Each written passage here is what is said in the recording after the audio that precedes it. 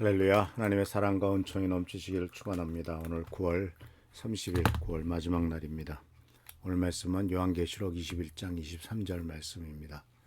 그 도성에는 해나 별, 달이 빛을 비칠 필요가 없습니다. 그것은 하나님의 영광이 그 도성을 밝혀주며 어린 양이 그 도성의 등불이기 때문입니다. 이 말씀은 새 예루살렘의 가장 놀라운 특징 중에 하나를 보게 되는데, 그것은 바로 어린 양이신 예수 그리스도께서 그 성에 영원한 빛이 되신다는 것이죠.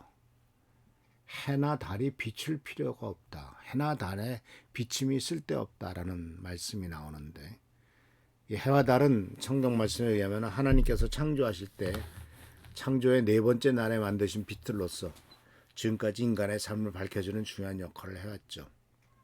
그런데 새 예루살렘에서는 이러한 자연의 빛이 더 이상 필요하지 않다라고 말씀합니다. 이거는 새로운 창조가 처음에 창조했을 때 세상과 얼마나 다른지를 보여주죠.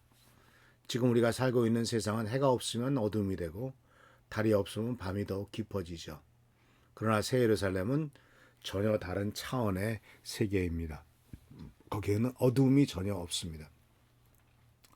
하나님의 영광이 비치고 라고 하는 말씀은 빛의 근원이 무엇인지를 보여주죠. 새 예루살렘을 밝히는 빛은 인간이 만든 인조적인 빛이나 자연적인 빛이 아닙니다.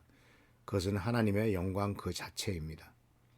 하나님의 영광이 그 성 전체를 가득 채우고 있기 때문에 다른 어떤 빛도 필요하지 않은 것입니다. 더 나아가 어린 양의 그 도성의 등불이라는 표현을 씀으로써 이 선언은 예수 그리스도의 중심적인 역할을 보여주죠. 어린 양이신 예수님이 바로 그 도성의 등불이 되신다라는 것입니다. 이는 단순한 빛을 제공한다는 의미를 넘어서 예수님이 새 창조의 중심이 되신다는 의미입니다. 예수님이 이 땅에 계실 때 나는 빛이라고 선언하셨습니다. 그런데 새 예루살렘에서는 그 선언이 완전히 실현되는 거죠. 예수님이 문자적으로 그 성에 빛이 되시는 것입니다. 그러면 현대를 살아가는 우리들에게 이 말씀이 주는 의미가 무엇일까요? 첫 번째로 우리는 인간이 만든 빛의 한계를 깨닫게 됩니다. 현대 과학과 기술은 놀라운 발전을 이루었죠. 밤을 대낮같이 밝힐 수 있는 기질을 갖고 있고 우주까지 탐사하는 능력을 갖추었습니다. 그러나 이 모든 빛들은 여전히 한계가 있습니다. 아무리 빛난 빛이라도 정전이 되면 어둠이 찾아오고 기계가 고장나면 빛이 사라집니다. 그러나 하나님의 영광과 어린 양의 빛은 결코 꺼지지 않습니다. 그것은 영원하고 완전한 빛입니다. 우리로 하여금 궁극적으로는 하나님께만 의존해야 한다는 것을 깨닫게 하죠.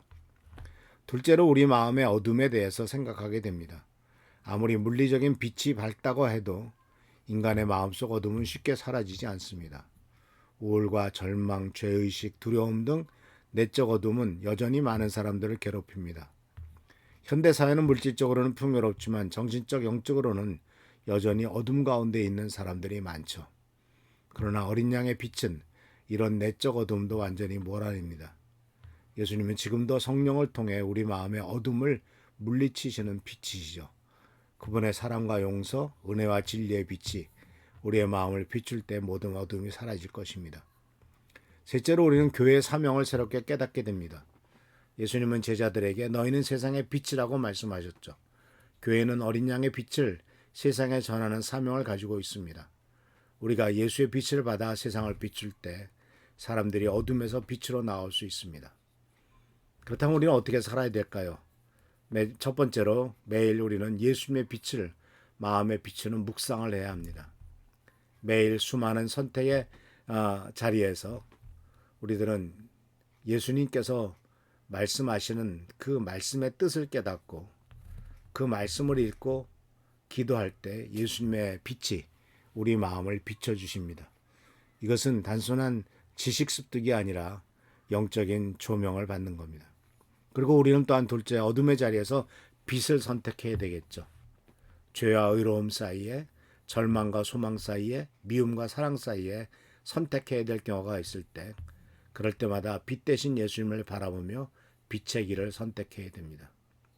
그리고 세 번째로 교회가 빛을 가리는 요소들을 깨닫고 내려놓아야 되겠죠. 교회 자체가 세상에 빛을 비치지 못할 때가 있죠. 위선과 탐욕과 분열과 교만과 세상 권력 탐하는 이런 모든 것들은 어린 양의 빛을 가리게 됩니다. 우리가 이 세상을 추구하고 이 세상의 가치관에 따라 추구했던 모든 것들을 내려놓고 오직 하나님만을 드러내는 교회가 되어야 될 것입니다.